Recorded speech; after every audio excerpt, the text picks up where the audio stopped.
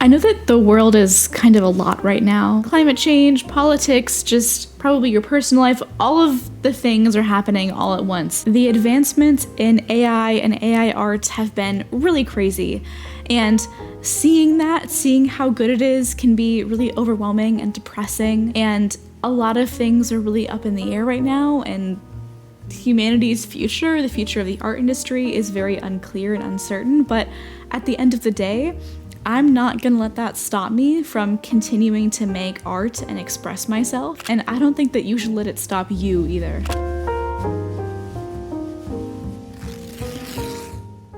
On my main channel last week, I made a whole video giving an overview of my thoughts on AI art and kind of talking about what I think the future might look like, the risks of AI art to the art industry and to creatives in general, and kind of just like sharing my overall thoughts, and I'll link that in the description if you want to listen to that. But I really just kind of talk about how, yes, it could change everything, but we also don't really know yet how much AI art is going to change. And regardless of my ability to make art my career, which it is right now, I'm a full-time artist and content creator, at the end of the day, like, that's not the reason that I started to make art. And if jobs in the art industry go away, something that I think is frankly really unlikely, but if they do, if they all go away, that doesn't mean that I would stop making stuff. I didn't get into art to make money or to be famous or whatever, but I did it to just express myself and relax and just have this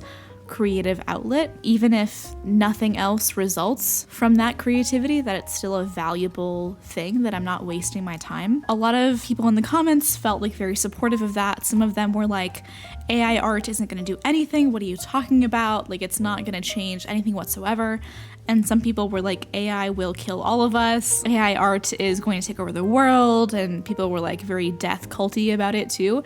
And I think that the concerns are very rational, right? Like it makes sense to be worried about it because we don't have a lot of information yet. But at the same time, I worry that being too pessimistic about it, being too anxious about it, and really overthinking it isn't actually all that constructive. When you are in a situation where the future is very uncertain and there's a lot of variables up in the air that you don't have a lot of information on, being really concerned is, yes, in some ways, of course, very rational, but also you want to be an appropriate amount of concerned, right? Like, you want to be the right amount of concerned. Being too concerned can very much be a paralytic. It can prevent you from taking action, from safeguarding yourself, from existing as a person. And if you worry so much and you are paralyzed, but at the end of the day, the thing that you were worried about doesn't end up coming to fruition, it's kind of like you suffered needlessly. I very much want to be an appropriate amount of concerned. I want to be concerned in a constructive way.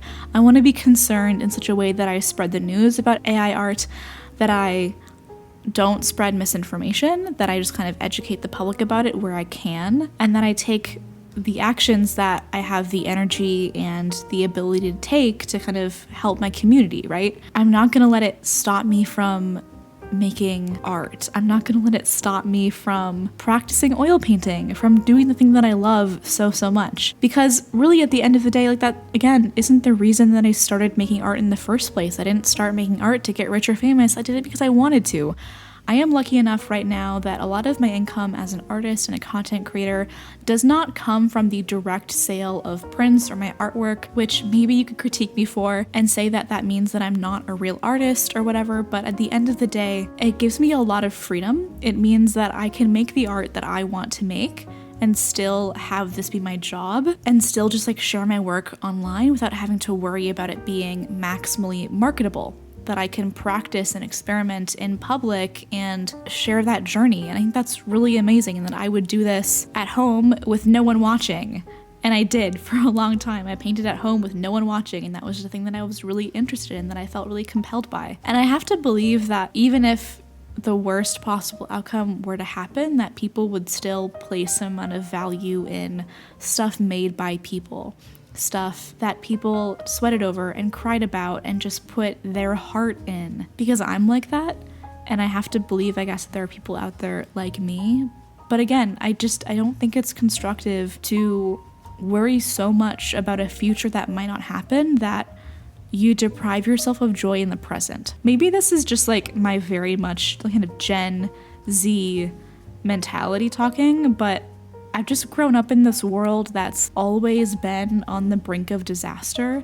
Like, I'm seeing the apocalypse unfold in slow motion, and I've just never felt stable in this world. Like, I've never felt like the ground that I am walking on is stable under my feet. I have always felt this massive, just like roiling shift of the earth under my feet as I've gone through life, and that I've had to just deal with that. That's kind of my perspective, I guess. I don't know.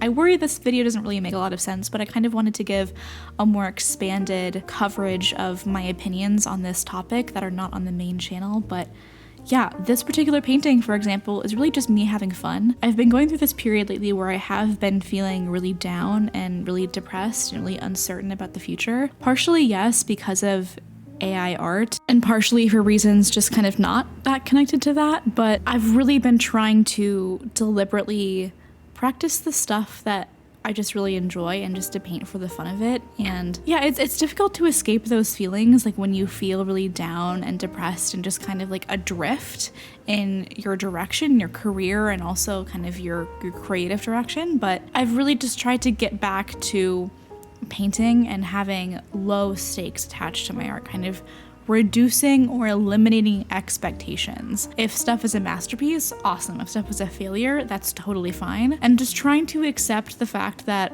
I'm in a growth period with my art right now in my career, and that sometimes you just have to lay low a little bit and just grow and make stuff and really allow yourself to be open to new experiences and new ideas, and to kind of absorb things like a little sponge, and then to just absorb that, take it in, and make more art and just really improve your skill set. Again, I really feel like I am still very much a beginner when it comes to my creative practice, and so I like to not add just a ton of stakes to the art that I make. That's a big reason why I waited so long to sell prints, actually. I didn't want to have so much stakes attached to my art to try and make it marketable or really high quality, that I wanted to give myself the room to experiment with my style, the colors that I chose, my techniques, and to really make art for a long time that did not have the pressure to feel very connected or aligned to a target audience, and to kind of share my journey separate from the stuff that I was making. That's kind of what this channel is. This channel is very much just like me sharing my personal thoughts and my artistic journey. This painting, these two pieces right here, they were completed in about an hour and a half is the total footage that I have for this entire video. So it was really very fast. It was very speedy. I've been loving listening to Dimension 20 while I'm painting.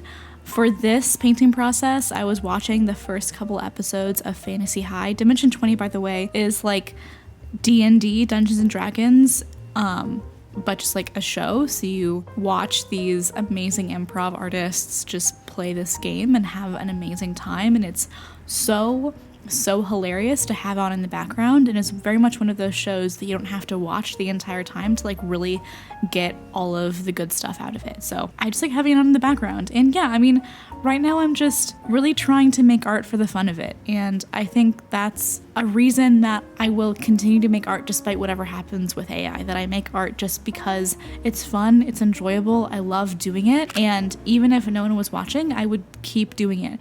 Even if AI rendered a career in art just totally unfeasible, totally impossible, not even an option remotely, I would still make art because I want to, because not even because I want to, because I have to, because I have this just like this thing inside me that will not rest until I create, until I put brush to canvas and just make something, even if that something isn't good.